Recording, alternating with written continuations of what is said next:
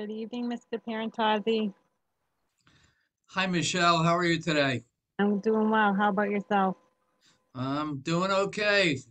Good start to mask-free life. Yeah. Ah, yeah. I think it's been a lot of positive, a lot of happiness, um, from what I'm hearing anyway.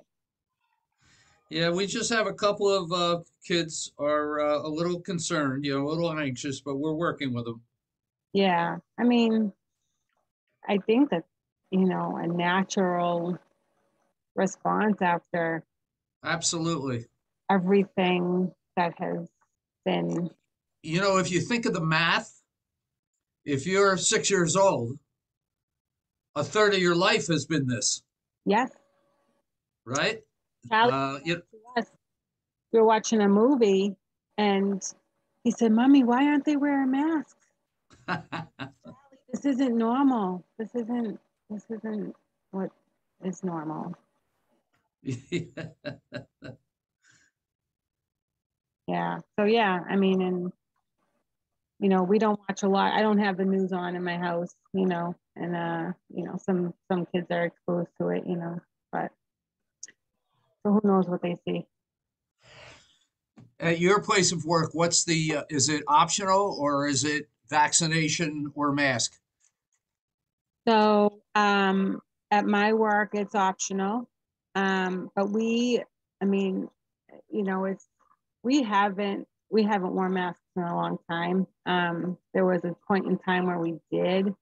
Um, this past time, they made everybody, like when it was rampant, regardless of vaccination, because it doesn't matter. Right, Um, but we've been together for like we've never stopped working. right. So for us, it was normal to be together. It was normal to be back together without masks. It was normal for people to wear them because they chose to. So we've Right. been outside of it for a long time.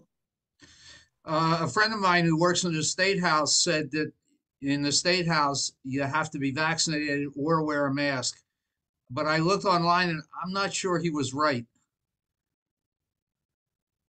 So that doesn't sound right to me if they're No, following no, it that doesn't. body. But I know, like for like they made us get vaccinated. We had to. We would have lost our Yeah. job. But I don't. The state house. I don't think that they had the same. Even funny enough, um, but they didn't have the same requirements. So Right. it was like, okay, so now you're monitoring everybody for boosters too. Like, it just scientifically it doesn't make sense. I just wish that people could see, Yeah. you know. Tonight I'm going to recommend that all of our visitors do the attestation and about how they feel, and then recommend they wear a mask if they're not vaccinated, but not enforce anything.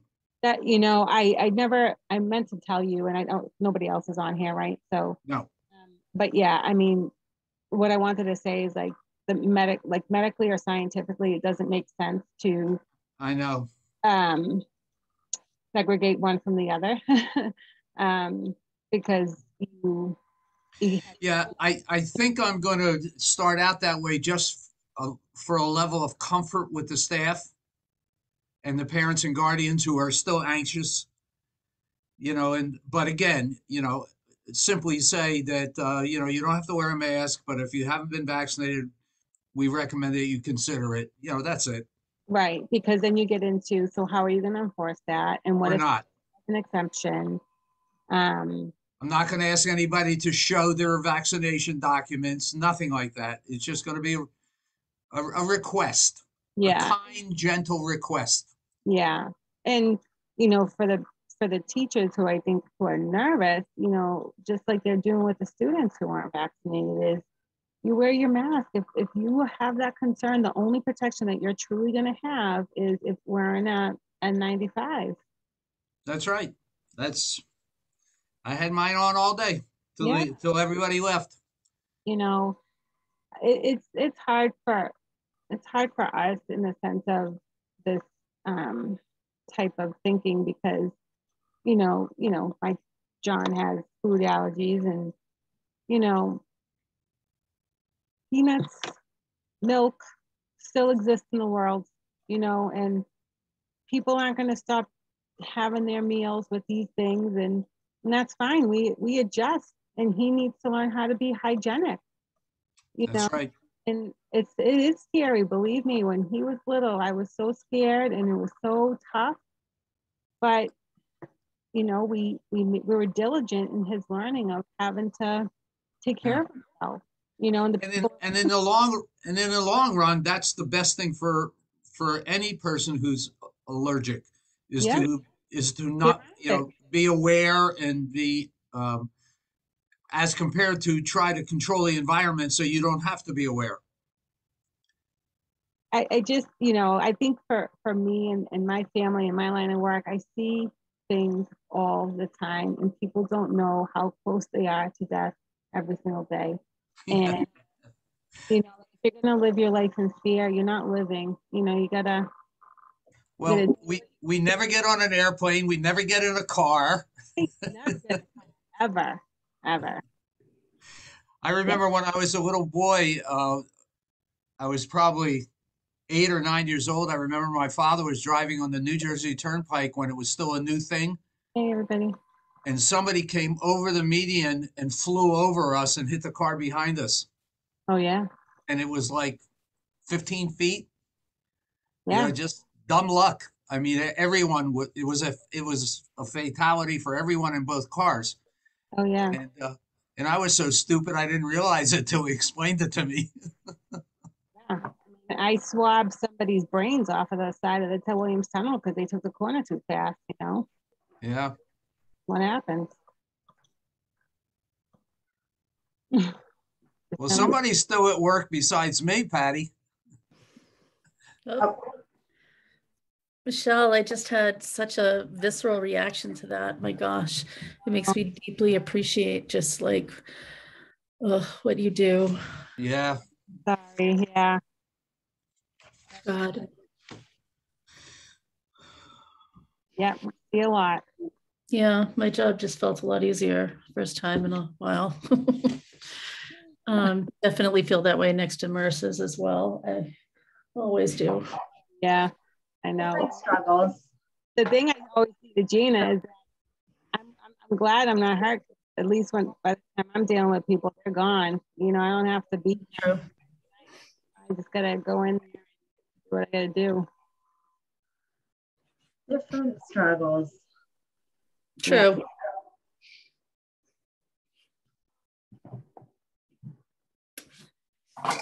Hi, everybody. Hello. Gina, the waiting room is not engaged. Yeah, I know. I came on too late. Hi, everybody. Hi, Patty. Are you still at your office? No, I'm at home, but I'm having issues with audio on my computer. So I can't hear any of you. So I am on my phone. Can you hear us now? Yes. Patty, my computer out of the blue just started, all of a sudden the audio started going like separate from Zoom, and I have to go to audio settings and adjust the audio myself inside of the Zoom, and then that has worked for what it's worth. That literally happened recently, and the tech guy at my job explained it to me. He doesn't know why it started happening though. Thank you. I'm going to try playing around with it later.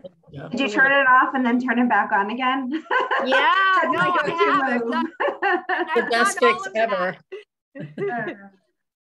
I like when you turn your computer off and it goes to airplane mode for no reason at all. Right. Why does that happen? Or tablet mode. Like one time I was like, what the heck happened to my keyboard? Actually, I think that because there's enough of us, we could probably call the meeting to order. Okay. So I'll call the meeting for March 8th, 2022 to order at 7:03 p.m. And if we could all rise and say the Pledge of Allegiance. I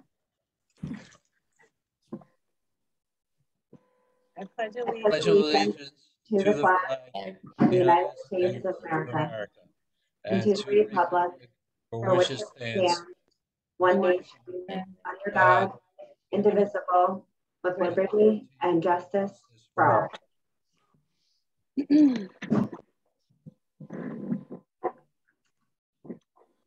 So for our first order of business, if we could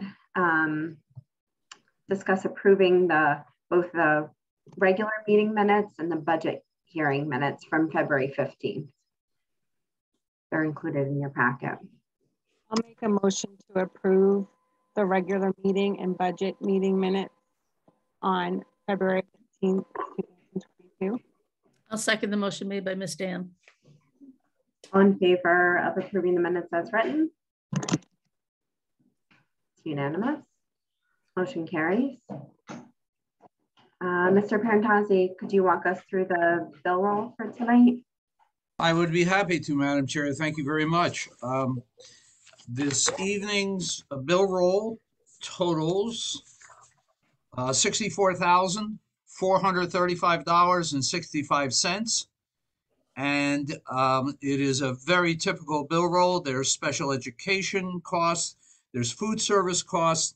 The only two things I'd like to point out to you is that we don't have an electric bill, so I can't give you our savings. The National Grid bill is gas only. I'm sure it's sitting in the mail inbox, but we didn't get to it yet.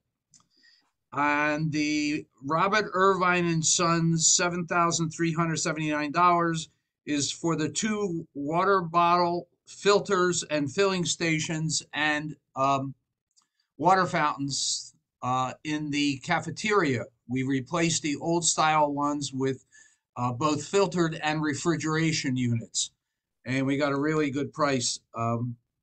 The Irvine, if you remember, is the company that donated the labor for the one we have outside the nurse's office.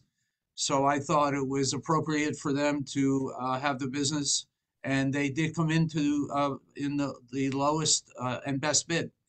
So that was done during a February break. Everything else is very typical.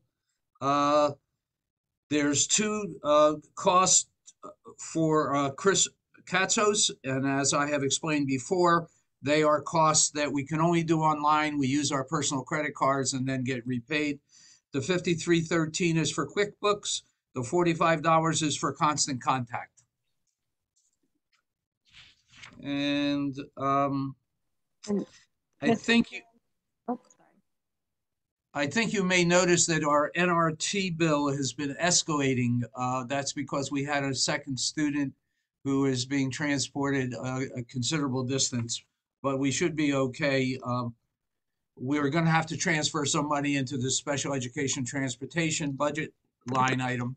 I've already talked to the town accountant, and we know where it's coming from. There's not an issue with the bottom line. And Madam Chair, with your permission, I respectfully ask a member of the committee to make a motion to approve $64,435.65 for this month's bill rolls. I'll make a motion to approve $64,435.65 for this month's bill roll, dated the 8th. I'll second that. All in favor of approving the bill roll as written, Ms. Sherlock, Ms. Karras, Ms. Anderson, Ms. Young, and myself. Motion carries. So we'll move on to old business, which will start with the COVID-19 updates. Thank you, Madam Chair. If you haven't seen it as yet, I have sent you a significant amount of paperwork just for your convenience. If you want to follow along, or if not, I'll try to explain everything in pretty significant detail. Firstly, there are 0 active cases in the entire town. Currently, there have only been 2 cases in March. The vaccination rate in the town is 106 5 to 11-year-olds have been vaccinated. out of 166. Interestingly, that's a higher percentage than we have on our portal, which means students have been vaccinated and have not reported it to our portal, or a significant number of those 106 students go to school somewhere else besides Johnson Elementary School, or most likely a combination of those two factors. In the school itself, we have no active cases, no close contacts. And for the entire month of February till today, we have had one case and 2 close contacts, none right now, and our attendance is very good. As you know, on yesterday, we began our optional mask policy. The transition has been really smooth. Most students and most staff members are not wearing masks. There has been some anxiety by a very small number of both staff and students, but we're dealing with that collectively, and it's gone very, very well. As you know, on Thursday, I sent a letter to all the parents and guardians. And the important thing I believe in that letter was masks. Obviously, masks are going to be optional as of yesterday. But secondly, some people will continue to need to wear masks. And I detailed it right in the letter, and we detailed it in the newsletter also. So masks are to be worn in school by students and staff members who have symptoms of COVID-19 unless they've been cleared by the nurse, develop any symptoms of COVID-19 while in school, are returning from quarantine from day 6 to 10 after being cleared by the school nurse to return from quarantine, after returning from isolation after a positive diagnosis on day 6 to 10 after being cleared by the school nurse, and having been exposed to COVID-19 positive individual outside of schools, but meets the requirements for an exemption to be quarantined. So masks are optional except for those specific cases. So we've given our staff some guidelines, and I sent you a copy of today's bulletin. Basically, remember that there still can be some anxiety among staff and students, and to be sensitive to it. Mr.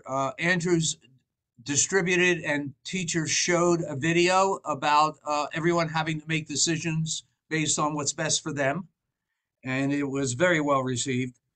We're continuing our 3-foot distance for desks, but that's a recommendation, not a requirement. We have noticed that certain students and staff members, when they're doing small group work, they do put their mask back on, and that's fine. That's a good health practice. We are continuing to emphasize great hygiene, hand washing, sanitizing, cleaning and disinfecting desks, and other measures to control the spread of germs, all germs, and in classrooms. We are no longer requiring a 6-foot distance for eating or snacks. We still have our cafeteria set up at 6 feet though, and Mr. Andrews and I are just kind of observing that for a while and see. That's not a hardship on anyone. The students have learned to spin around and talk to each other, but it may not be long before we consider returning to our tables and benches. The issue with those is, of course, across the table is about 2.5 feet, but literally the children would be shoulder to shoulder. So we're holding off on that for a while. While small group work is possible, we're asking teachers to, at this time, be cognizant of the fact that when students are in small groups or working in partners, they obviously are very close together. That doesn't mean it's not permitted. That means just be cognizant of, probably shouldn't be a whole day of that type of work. And the last thing I want to mention is that I am recommending, excuse me, it's an administrative decision. So I am making a decision unless you tell me not to. If you direct me not to, that's fine. We're going to open it up to visitors. The visitors are going to be requested to do the attestation that says they don't have symptoms, they don't have a fever, etc. No one that they have been around has exhibited COVID-19 symptoms or been identified with a positive test. We're also going to give them a recommendation that if they're not vaccinated, they wear a mask, but we're not going to require it. It's just, in my mind, that's as much for those of us who may be anxious as it is having a scientific basis. Again, we're not going to, it's a recommendation. If somebody says, no, I'm not wearing a mask, we're not going to check if they're vaccinated. We're not going to ask them to prove it. We're just going to say it in a very gentle way. And in that way, just continuing to pass the message that at this time we have some concerns about the transmission of COVID-19. I want to emphasize that we're not going to ask for proof of vaccination and we're not going to require a mask. We're just going to say it.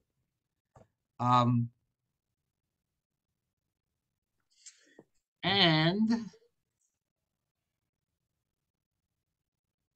that's it. It all sounds great. It sounds like we're moving in, a really good direction. And I'm happy to hear that the students and staff, for the most part, are feeling comfortable with the way, and it's consistent with other communities. So all sounds good. We had a student walking through the halls this morning telling every student and staff member that this student bumped into how wonderful it was to see their face. It was absolutely enthralling, I have to say. And of course, I had my mask on, so so I didn't scare them. Speaking of which, Tony, I wonder. Well, first of all, yeah, I agree wholeheartedly with Gina. Like, this feels not only that we're moving in the right direction, but we're moving with kind of what the data is telling us, and that we made a decision, a few weeks ago that I think really is borne out to be the right one, and we're in the place that we all wanted to be, and so that feels just so good, right? The thing that I wanted to ask though is because students and parents are trying to still, figure out what they individually want to do in terms of masking, whether there's and this might be a better question for Mr. Andrews, but there could be some pressure on kids that are that have chosen to wear masks versus, ones that aren't. And even not intentional pressure, and just being like, how are we aware of that in the school environment so that students who do, either because of families who are immunocompromised or just because they want to wear one, still, feel like they can wear one and it's an okay environment for that. And what made me think of it is when I was walking my boys to school the other day, 2 kids yelled out the window as they were going by. They were like, Galileo, you don't have to wear the mask anymore. It was Monday and everybody was excited, and we had all forgot. So we were just sort of business as normal. And then they were excited and they took off the mask because they wanted, and I left it up to them, right? Because I'm not in school, they're in school, but it did make me think about that, just the penchant for pressure. So I wondered if that was something you were thinking about, and maybe I'm off base here about it too. Well, I'm going to, Madam Chair, with your permission, I'll turn that over to Kevin because he's more intimately involved in this, but we talked about this last week, electronically and in person with the nurse. And I know Kevin has dealt with it with the staff, and we're observing it. But with your permission, Madam Chair, I'll let Kevin talk in more detail. It sounds like that video also covered the information, right? The video that you showed the students. It did, Madam Chair. I believe it did. I do expect that there is a certain under unstated peer pressure between students to not wear a mask. Mhm. I do not believe it's overt. I did notice in each class there were probably 1 to 3 students wearing a mask on the first day.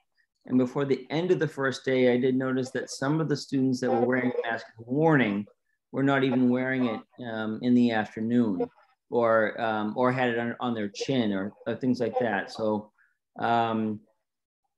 I don't think that students are reminding each other that they don't have to wear them in class, but I think that the norm and the comfort level might be changing in the school, just as it is at restaurants and in public. Of course, there are some students who are really, want to make sure that they do wear their masks, and families that have that choice. But given the numbers, it's a bit, it's a bit of an outlier, I think, right now in the classrooms for students who are wearing masks. So it'd be interesting to hear from parents, I guess, what their preference is. Yeah, and I think that if that is an issue for a family, they'll probably reach out to you and figure that out. I think it's just for the kids. There are some articles in the newspaper just about how immunocompromised people, older people, and it may, that really should be still being pretty careful, about Right. this. And I personally, fit that category.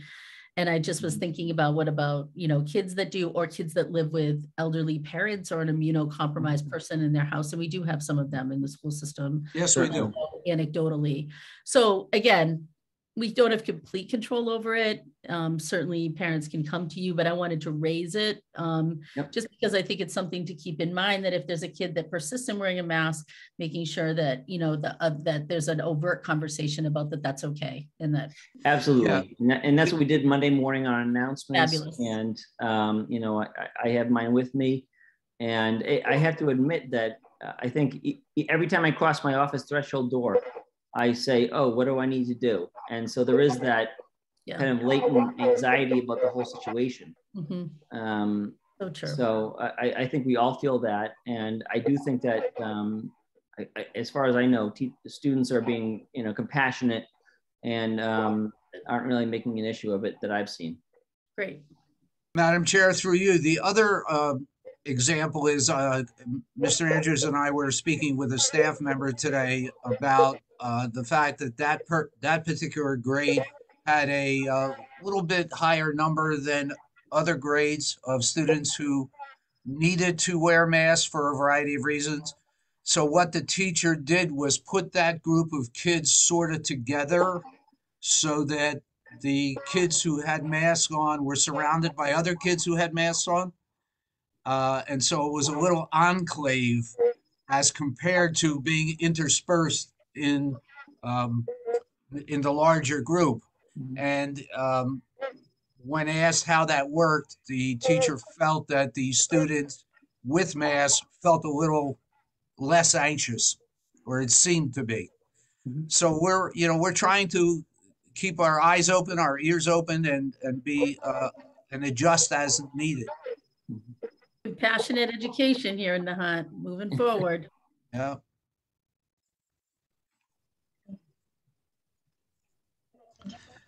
The masking on buses, I know you sent us information about, following the policy of the, school where the students are going to. Yes, Madam Chair. Thank you for reminding me that. I just saw that on my notes. I've contacted both of our bus companies and spoken to the administration and informed that the bus companies that the receiving schools would be the decision maker on when masks in school buses came off. So a concrete example, and our most common example, would be our 7th through 12th grade students are traveling every day on the buses to Swampscott Middle School and High School. Even though our mask came off this week, on those buses, the students are expected to wear their masks until next Monday, when the Swampscott mask optional policy takes effect. We also have students going to Marblehead and NEC, the collaborative. And once again, those particular receiving districts will be determining when the masks come off for those that small number of students. That seems to be the most logical and health conscious way of doing it, rather than having our student that may be going to Beverly to the collaborative. That one student doesn't wear a mask and everybody else has them on. Just didn't seem logical to me.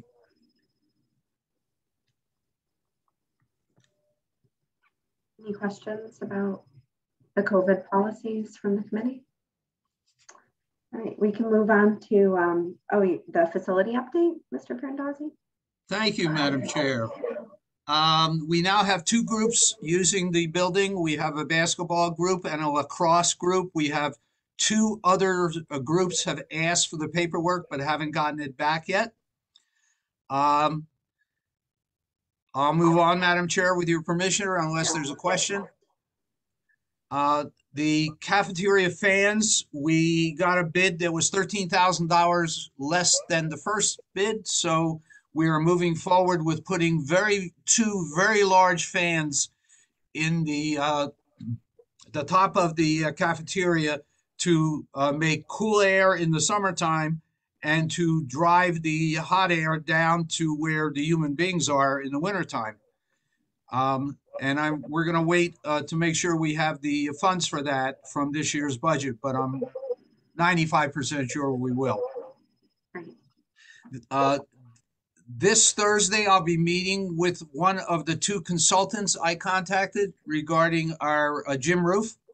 And I have pulled the plans for the roof. They're sitting next to me here.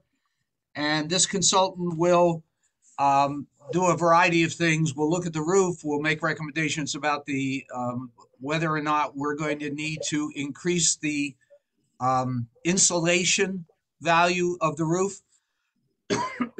Excuse me.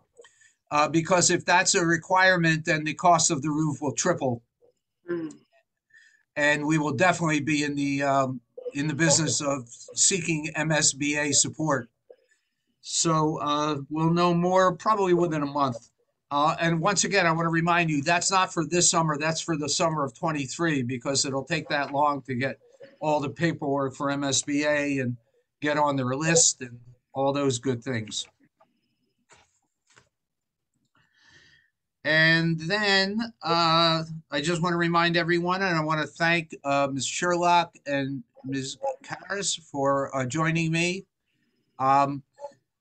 I communicated with our liaison today and asked for the Zoom code, and then the bell went off in my head. It's probably online. So I went online and I sent both of you the Zoom code and the password. So we're all set for tomorrow. The most exciting thing that'll happen tomorrow evening is that I will attempt to share my screen and do a presentation again.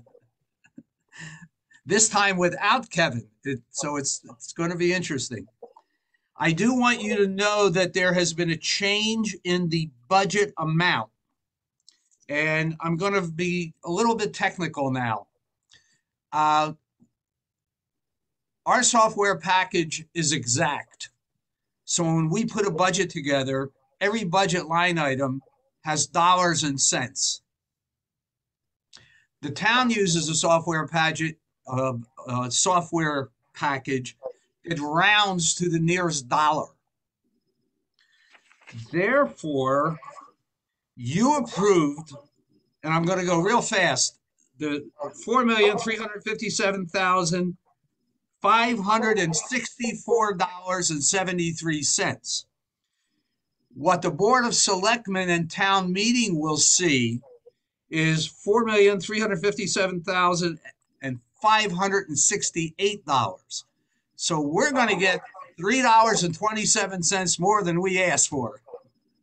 Now, there's two ways of handling this, and my recommendation is to just let it lay, because Mass General Law doesn't prohibit the Board of Selectmen or town meeting from giving you more money than you want. It just doesn't permit them to give you less. So that's basically a rounding, but I didn't want you to be surprised when you saw it, and I wanted it to be explained to you. Take the money and run. Yeah, yeah. With $3.27, we can buy 2/3 of a gallon of gas.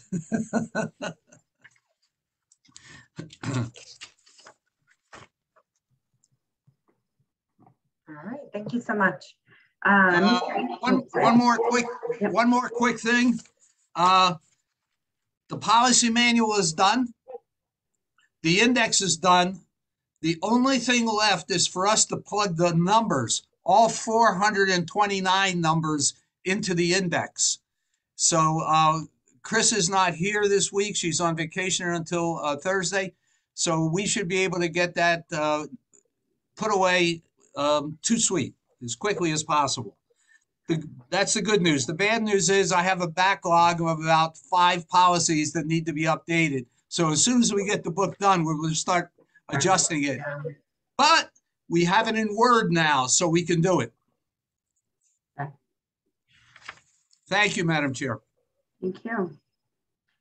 Mr. Andrews, would you like to unmute and give the principal's report for tonight? I'd be happy to, Madam Chair, and thank you for the reminder. So for this evening's principal's report, March 8th, 2022, I would like to let you know that our summer enrichment program has a healthy number of students, I'd say. We have 25 students currently enrolled, 15 in grades K and 1, and 10 students in grades K and grades 2 through 5. That's how we're looking at breaking down the groups. This is what we did last year, and it seemed to work out well for the 2 groups. We are looking to hire 2 teachers and 1 paraprofessional.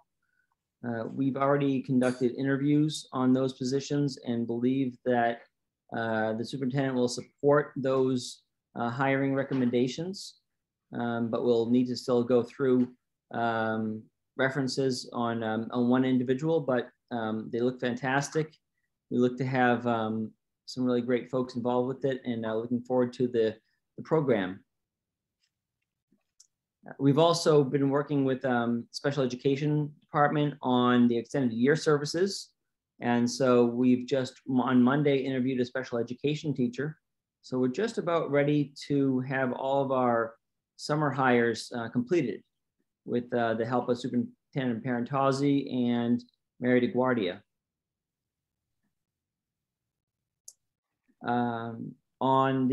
I have an achievement data presentation that I'd like to share with you, but if I can move that to the end of my presentation. I wasn't sure if that was on a separate item. Is that on a separate item, Madam Chair? Yes, 8A. Okay, okay. So I'll save that for that moment. And so that's on teaching and learning. And then I want to also update you on the Heritage Trail Enhancement Project. I was able to meet with the Community Preservation Committee for the 2nd time, and they made a recommendation to break the project into a 2-year project. And so as a reminder, this is the idea to have a trail that starts at Flash Road and goes to the Johnson School, which would allow students to ride their bicycles, parents to walk, strollers to be pushed from Flash Road over to the school, and not have to go in front of DPW and the fire department. The community, and also it would include a lot of signage and natural history areas as they walk through. We're looking at a first year of a planning and support year, and looking to have a landscape architect look at the space and determine what would be needed. And in the second year, we would have installation done. The total request right now is for $40,000 to cover the cost of the planning, and then in the second year also to cover the cost of the installation.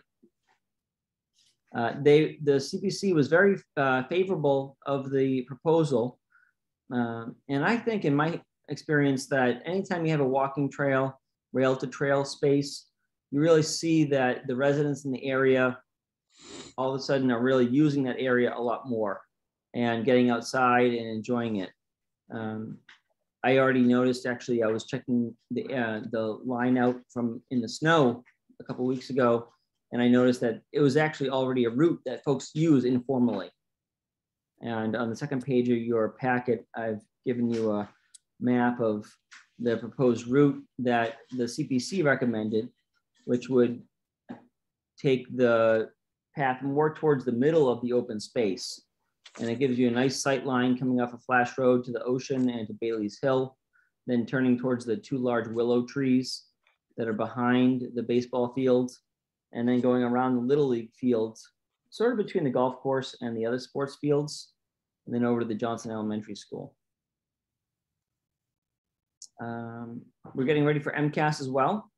And so I want to let you know that those dates will be coming up. Students are having practice sessions right now. They'll be using their Chromebooks as they have in the past. And I expect that to be a smooth process. And I'd be happy to share some information later in the evening on our results. We have a new tool to look at the data a little bit more deeply and over the years. Can I just ask for my minutes? Did you say that each year the total would be 40,000, or it would be so a total of 80,000, or the first and second year are a total of 40,000 for the Heritage Trail enhancement? For the 2 years, it would be 40,000 total. Thank you. Total for the project. Thank you. It's a great project. Thank you so much for being so creative and thinking about that and collaborating with CPC. It sounds like a great win for the community. My pleasure.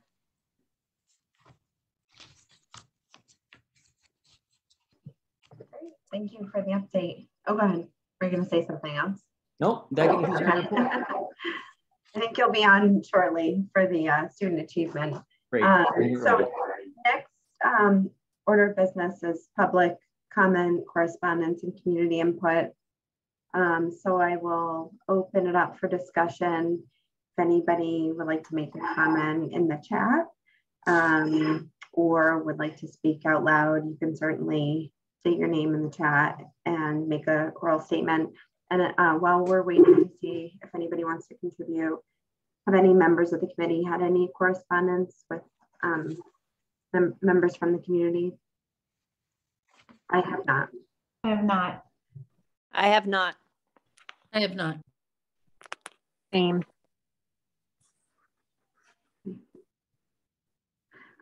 So we can move forward. Mr. Andrews, if you want to, I can give you the host privileges. You can share your screen. Fantastic, thank you. And then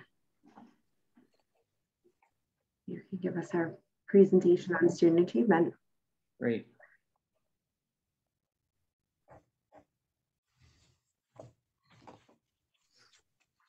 Great, well, thank you, Madam Chair. It was convenient that Superintendent Parentozzi shared with me a new tool that I believe the state is contracted with the company that is helping teachers and educators to more easily access and use their MCAS data and other data as well. Over the years, we've had access to the data, of course, albeit a bit later than when the test was taken. So the test will be taken in end of the school year, and then we'll get the results October or as late as December, depending on the school year. This year, they've been able to take the data and made it so that we don't have to go into a data portal to pull all the different reports down. It's a lot easier for us to really get into it and see how we've done over the past years. And so for the purposes of this brief report, I'd just like to share some slides that I have on it. So what they, let's see here. So what we have is, it's called Massachusetts Next Gen Explorer, and it's a free tool from the DESE. This screen is just meant to show you all the different aspects of some of the parts. And typically when we get into looking at data, after the discussion or during the discussion, folks say, well, what about this group and how about this group? And so at the end, I'd be happy to hear from folks if they had questions about a more specific group, a year, or other factor that they thought we should look at. So I'm just going to go through some slides and happy to take questions as we go. We looked first at the percentage of students that were meeting or exceeding ELA in ELA over the previous years. And so here we see that it started out at 52% in 2017. And since then it's risen to 63%. And this is what the state is looking for. They're looking for, I think of it as getting a C or better in ELA, doing okay or fantastic. And that's what the 63% represents, is that we have 63% of our students currently doing okay or fantastic in ELA in grades 3 through 6. And that's compared to 52% in 2017. In math, we looked at a similar item starting at 52%. Now we're at 42%. And so we've seen a decrease over the previous 10 years in that area. And we want to look at, what's different. One thing that's different is the students. And so one challenge with this data is that, we're comparing a 2017 group of students to a 2021 group of students. And so sometimes we look at cohort analysis as compared to annual analysis. And it might be that somebody has 2 windows open, and that's why that feedback is there. And it might be something. Yeah. If we look at the average, the rest of us all mute it. It might help if the rest of us all mute while you're delivering. I was going to ask a question, Mr. Andrews. Is there any other reasons that you? I mean, obviously the students are different, but has there been any discussion about other reasons that the math scores are declining? We haven't had an opportunity to look at that right now. You can see in 2020, we didn't have the MCAS at all. And so we want to look at, what might be the causal factors in that area. And so we'll be investigating that for sure. I also had a question. I know this data is for grades 3 through 6. Do you have information for the children in the lower grades, what their achievements or how they're measured, or their achievements are measured? Certainly we do. Okay. We're using iReady in the lower grades, and I'd be happy to make a presentation about those scores. We have used those. So last year, that was the first year we used iReady. And so this year we have iReady for the second year. And so we're able to start seeing growth, which means we can compare how a particular student did in second grade compared to how they did in first grade. And iReady sets a growth score for each student and then determines how they grew over that time period. Those numbers look very promising.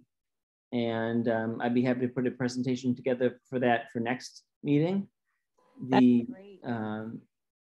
It was interesting in iReady, what they do is they compare the student to their grade level and say what percentage of students are at, above, or below. And so roughly it reports out that we have 45% of students at grade level, and then around 20 to 30, this is school-wide, 20 to 30% students 1 grade level below, and then a 10% 2 to 3 grade levels below. And at first blush, you look at that and you say, wow, that's kind of concerning. But then in looking at their examples for the explanations, it actually looked a lot better than the national average. So right now, what I want to do is try to find out how I can get from iReady to a nationwide comparison.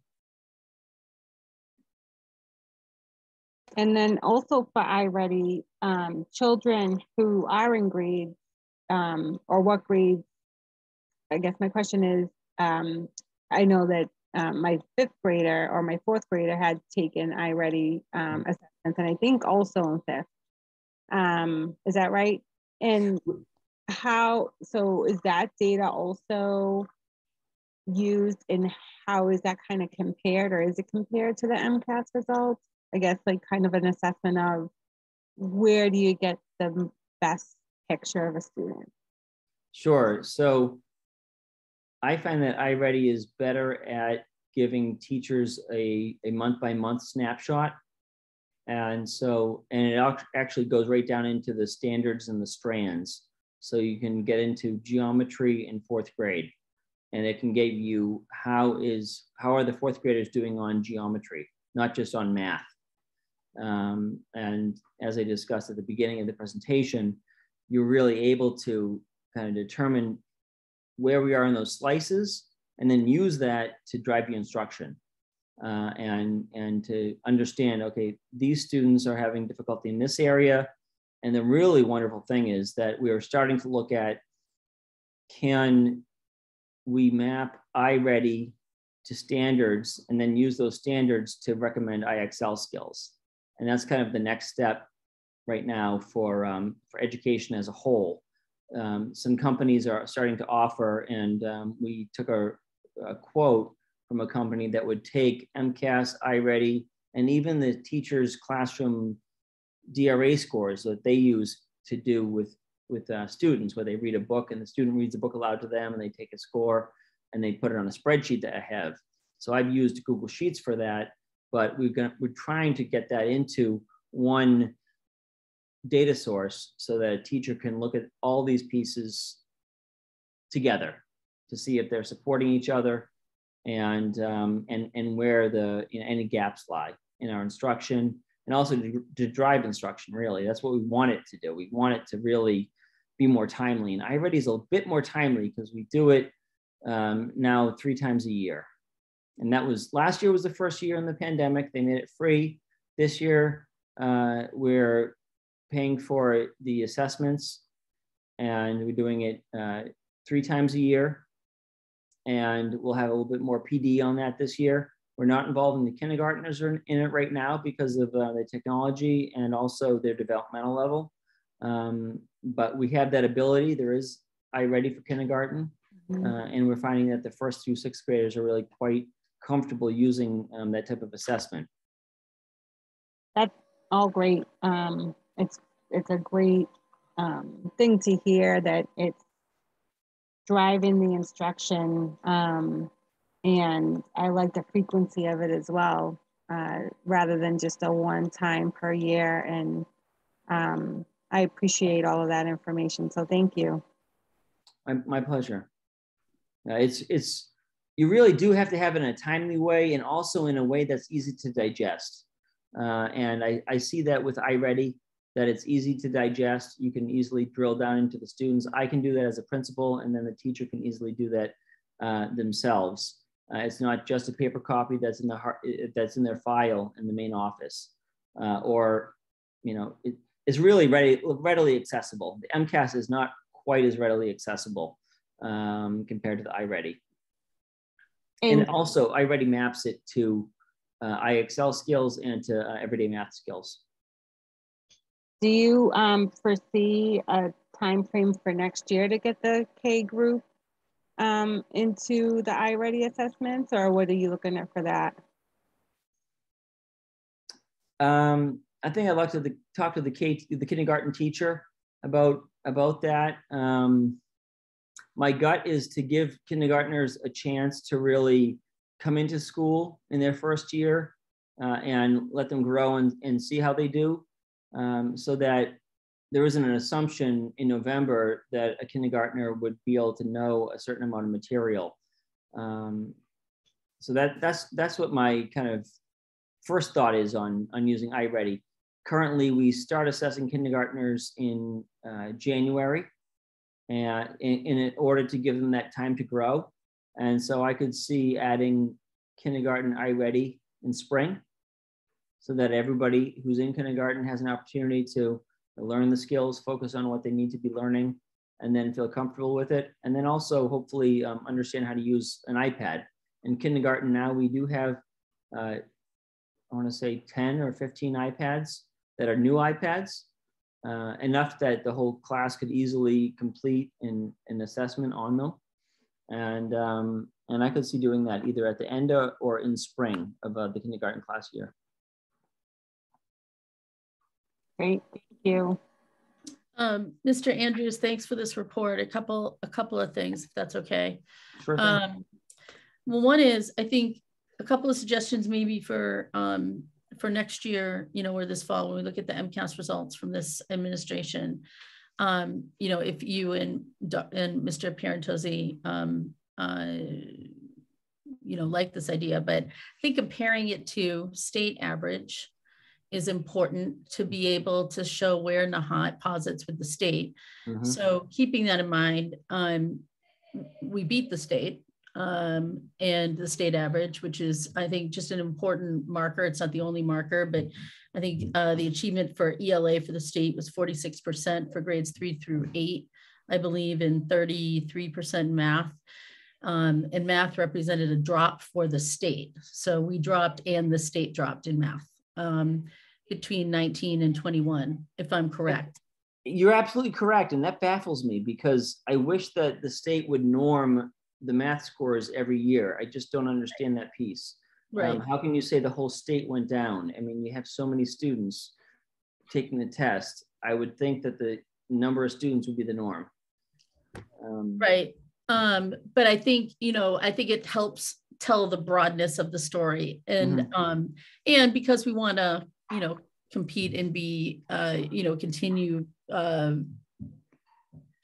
making sure that our kids, are doing as well as they can do. I think also looking at similar towns as a marker, might be important to think about. I don't know if that necessarily belongs here, but that might be something to look at. You may already do that.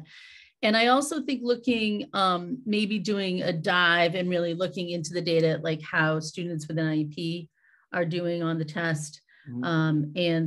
and differentiating by race, just so that we make sure that we keep an eye on any trends, whether positive or growth trends that we want to see, as we disaggregate our population of kiddos.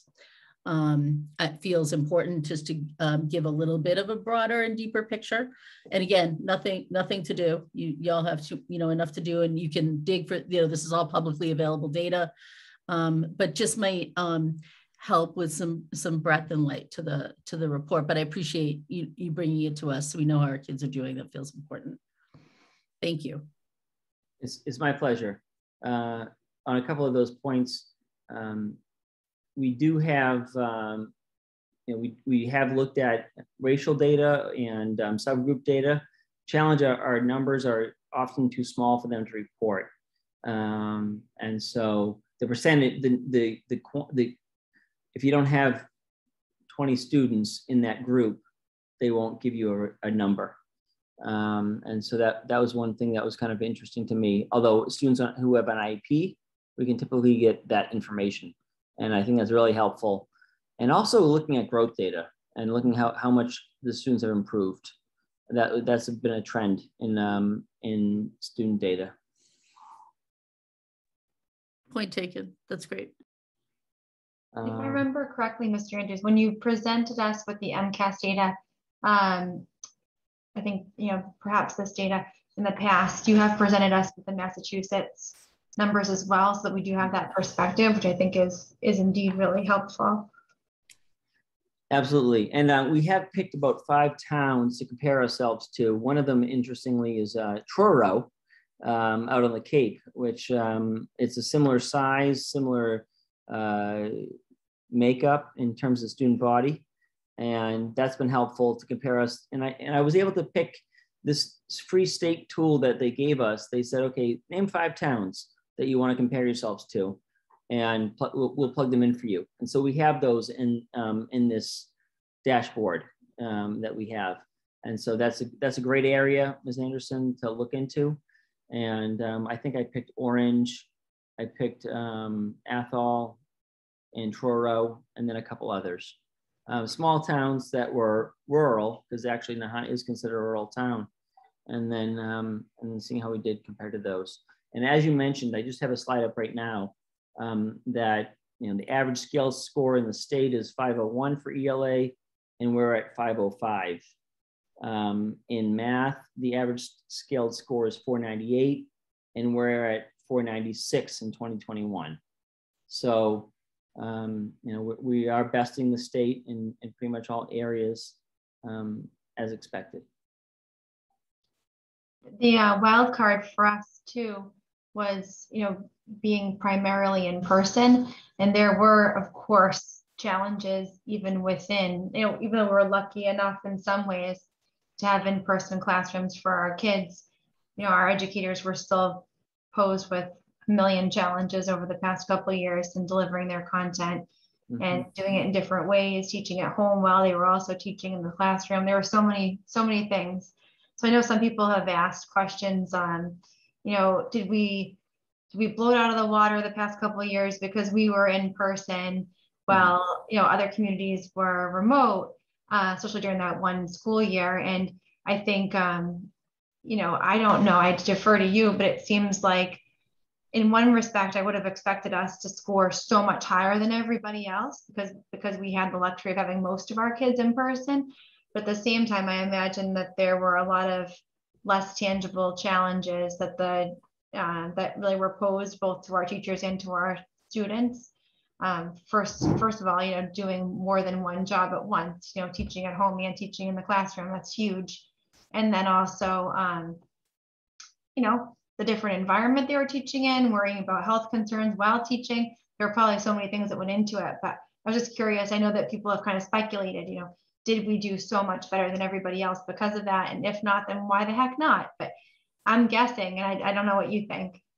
Students at home didn't have to take the MCAS. That's one thing to consider. So that we probably had I know we had a much higher rate of participation than average. So students who were in person had to take the MCAS, and their scores were reported. Anybody who was remote was able to take the MCAS, and their scores were not included. And so I know that remote scores were not included in the state reporting. So we had 90% of our students that were eligible for the MCAS take the MCAS roughly. And so we had a much higher participation rate last year than most schools. That's actually really interesting. Yeah, it's just another, it's really difficult over the past, these past couple of years to really compare year to year.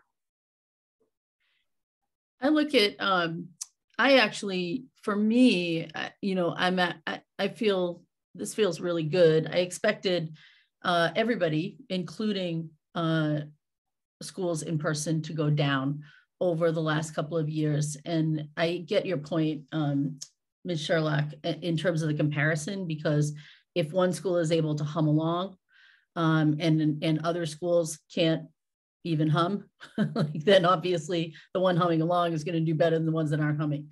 But but really, like if you ignore that, right, and you just think about, our school, it's the same thing. Teachers are going to come to school, they're going to do the best they can. Students are going to come to school, they're going to do the best they can, and they're going to see where it all shakes out on the test.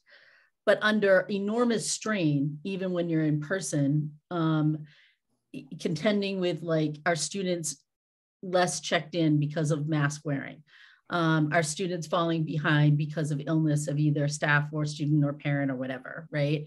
The amount of times that we we've had different delays and stops and, things like that, even with being open, that we had to, deal with. All of that is going to contribute to less coming in for students on a summative type assessment like the MCAS. And so I think, overall, I kind of am like, we got through it. We're still standing. Teachers are still teaching. Kids are going to school. It's really all that matters. This is unprecedented. I'm going to say something that's probably anathema. Tony will call me later. Who the hell cares, right? Like, we're humming along, and that's great. We get an A. Let's go into next year, which feels like the first like kind of real year forward that we'll have, and see where we're at then. But I think in looking back, the fact that we were able to increase is in one area is extraordinary, and the decrease in the other is not that bad. And when you think of the stressors that teachers have had to carry to pull this off, and administrators, you know, we're doing well. That's where I sit anyway. Yeah.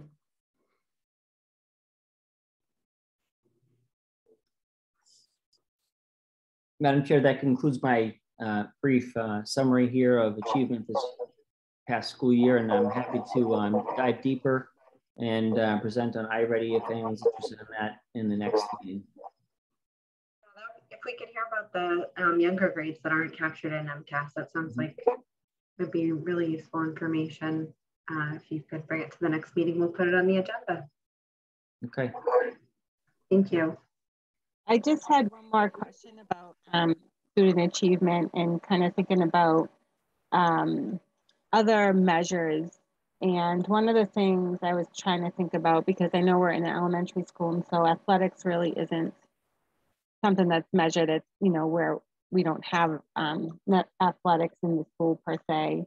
But one of the other things, and please tell me if I'm not thinking of this correctly, is the social piece for student achievements. And so I'm wondering, you know, with successes for students, are there areas where, you know, we can measure? Are there incidents of bullying, incidents of negative behaviors, and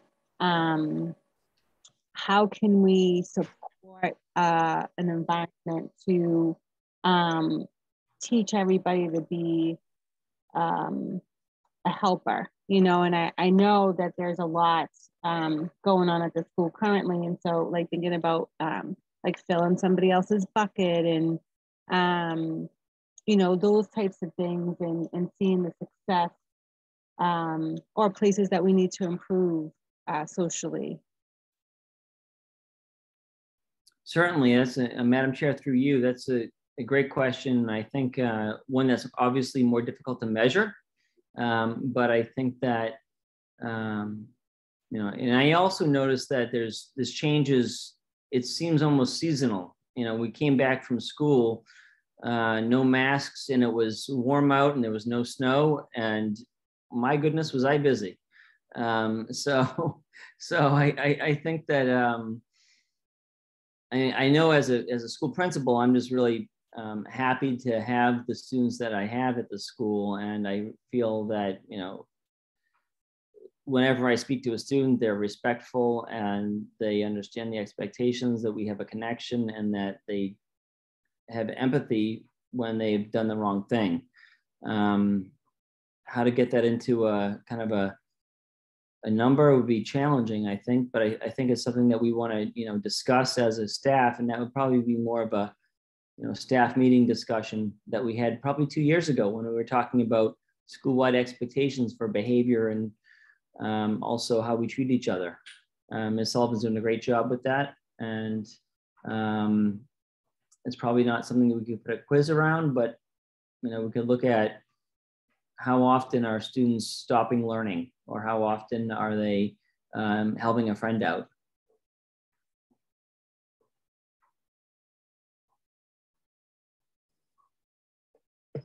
Remember initiatives that were done in the past, like the rack sticks, some of the random act of kindness sticks, you know, things like that seem to be such great motivators. And in more normal years, for lack of a better term, I know that that was something that was easier to concentrate on, and I'm sure it's still being concentrated on, but you know, things like that were associated with field day seem like real great motivators for kids, and helping people kind of focus on, you know, getting some positive reinforcement for those positive behaviors. It's something that I know that you've done a lot of in the past. So great to get to finally talk about this stuff more again, isn't it? It's really nice. Absolutely, Madam Chair, through you, our bandwidth has really been occupied through how to do testing, how to get the results out, where to put the results, what to do here and there. And we are so looking forward to continuing initiatives that we've had in the past. Sounds great. Thank you. Great, we can move on to new business. The artwork Superintendent donation? Parentozzi was just reacting to that. Oh, there you go. Sorry. I had turned my mic off because you asked me to, and I forgot to turn it back on. A couple of things. One is our bandwidth has been absorbed by keeping healthy. It has been dominating academia, social and mental.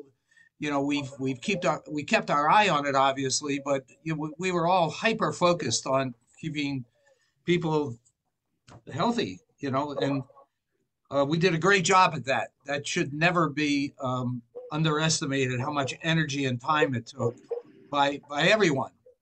And then the second thing is, during the pandemic, we replaced 50% of the grade teachers who are being tested by MCAS. And we didn't have them person to person to help them with their professional development. Anyone who has been in the business a while will recognize the comment I'm about to say.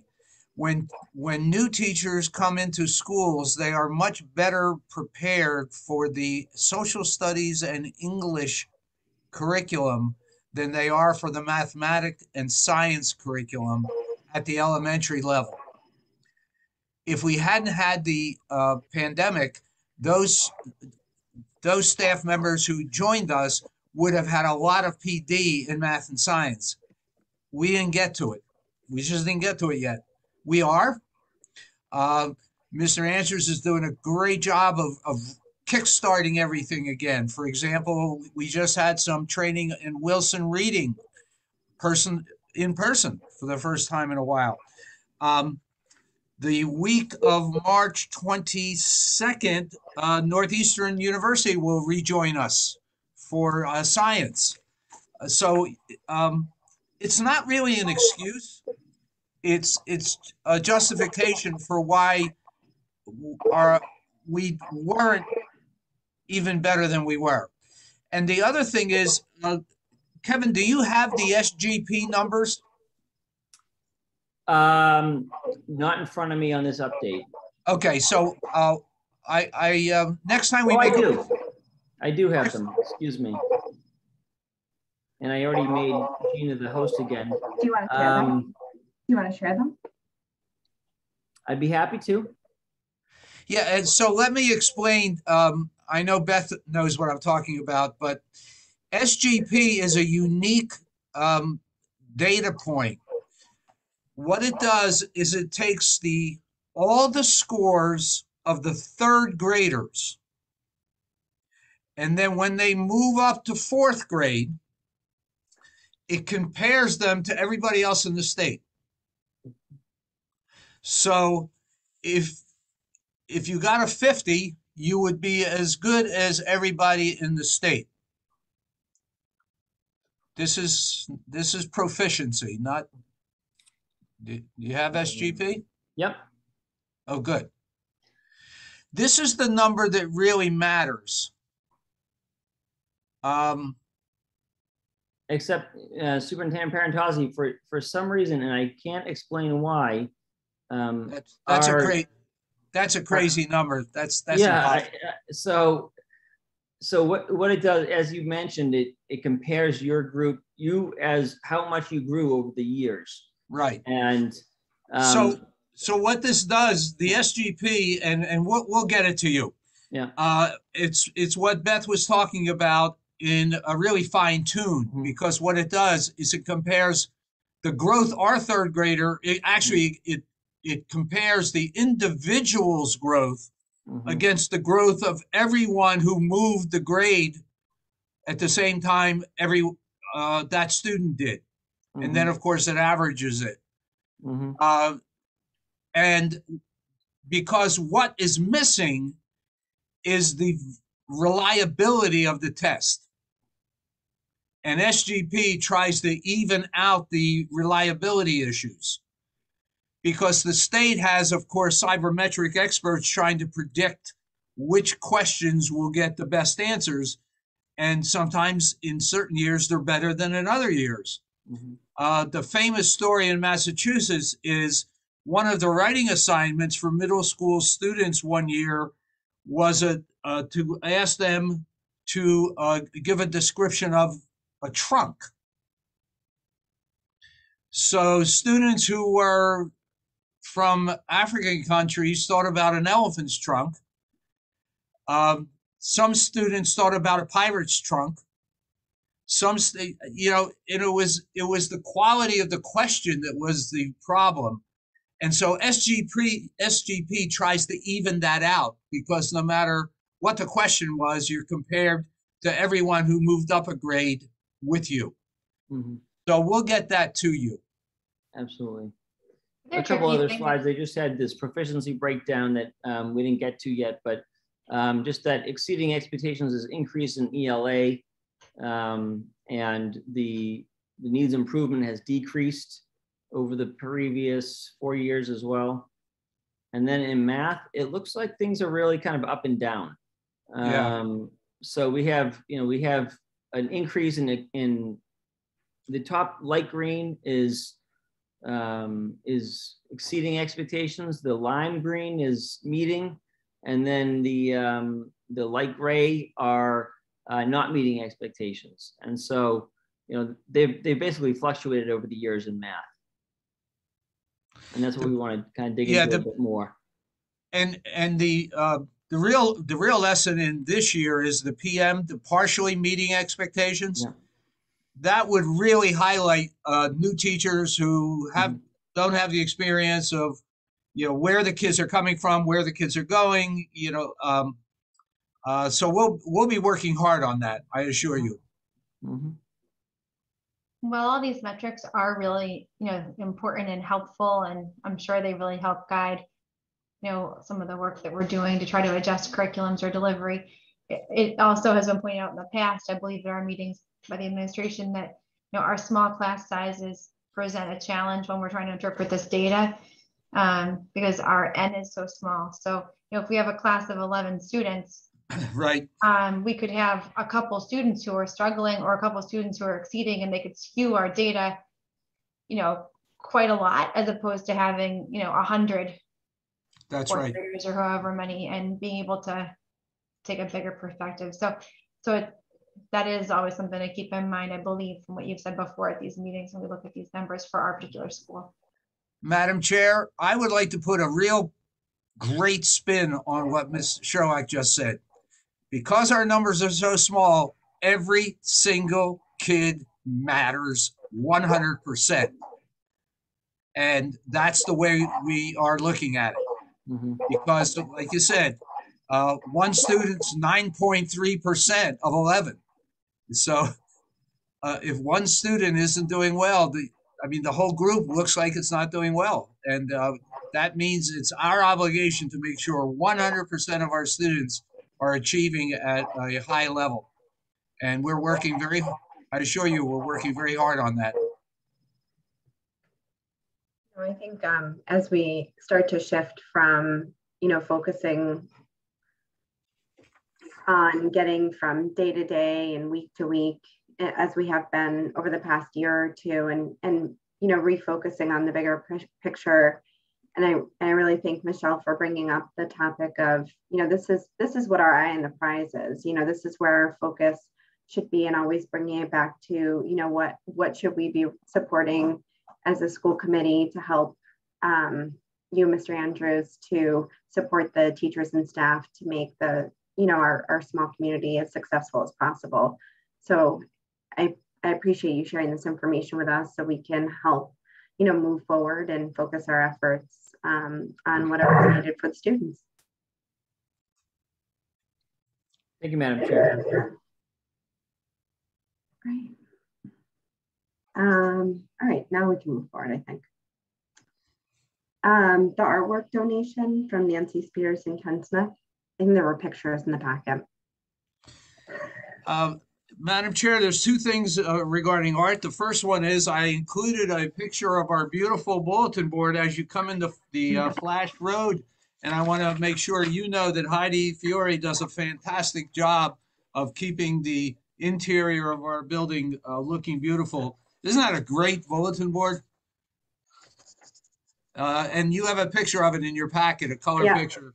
March Madness. Yeah, March Madness. It's a great bulletin board. And then the second thing is that we have been, through the generosity of Nancy Spears and Ken Smith, we have this beautiful original painting that has been donated to us. I'm not enough of an artist to tell you the style it's done in, other than exciting. It just is a beautiful, beautiful, invigorating piece of art. So we're, with your permission, Madam Chair, I'd like to ask for a motion and a vote to accept this piece of art from Nancy Spears and Ken Smith. I have a motion from one of the members of the committee. So moved, happily so. Can I have a second? I'll second. Thank you, Ms. Sherlock. All in favor of accepting the art from Nancy Spears and Ken Smith? It's unanimous, motion carries. Impressionism. Oh, yeah, probably. It's really nice. It really is. Do you know where it'll go? No, that is Mr. Andrews and the staff's decision. It's actually already been hung right just to the right of our AED, right where the students sit outside the office. So it's in a very prominent place. Excellent. While we're on the topic of arts, I just wanted to shout out our music teacher. My son came home, my wife and I play jazz every morning, and a lot of Ella Fitzgerald. And he said, you know, my teacher is teaching us all about jazz. And I knew Ella Fitzgerald, and we learned a lot about her. And we learned a lot about Louis Armstrong, and was able to name these, you know, jazz artists that he's been learning about in school. And I just, you know, Black history is all of our history. And it was just really wonderful for to hear that coming through. I really care about that. And just while we're on the subject of arts, wanted to shout out that important work. Well, too many schools leave Black history at Martin Luther King and move on. And it was wonderful to see Mae Jameson coming in and jazz artists, and that was great. Well, we'll make sure we pass that along. Thank you. And then was there another update on the summer programs? I know Mr. Andrews mentioned it. I think Mr. Andrews covered it all. He mentioned that we had 4 staff members in the works, and actually I've already written letters that are in my computer that I'll be sending out on Thursday for a lead teacher, the special education teacher, a speech and language pathologist, and a paraprofessional, which means we're still looking for an OTPT and academic teachers. And we should have those sewn up quickly. Great. Are there any other personnel matters? Not really. Okay. Any other business from the committee? Great. If there's no other business, we can take a motion to adjourn to executive session, not to reconvene to open session. You can see on the agenda the reasons for executive session. I'll make the motion as outlined by Ms. Lane. I'll second the motion. All in favor? All right, meeting adjourned at 8:17 p.m. Have a good night. Thank you so much. Thank you, Kevin, for all that information. Thank you. My pleasure. I'll have more next week. Sounds good. Thank you. It honestly does feel so good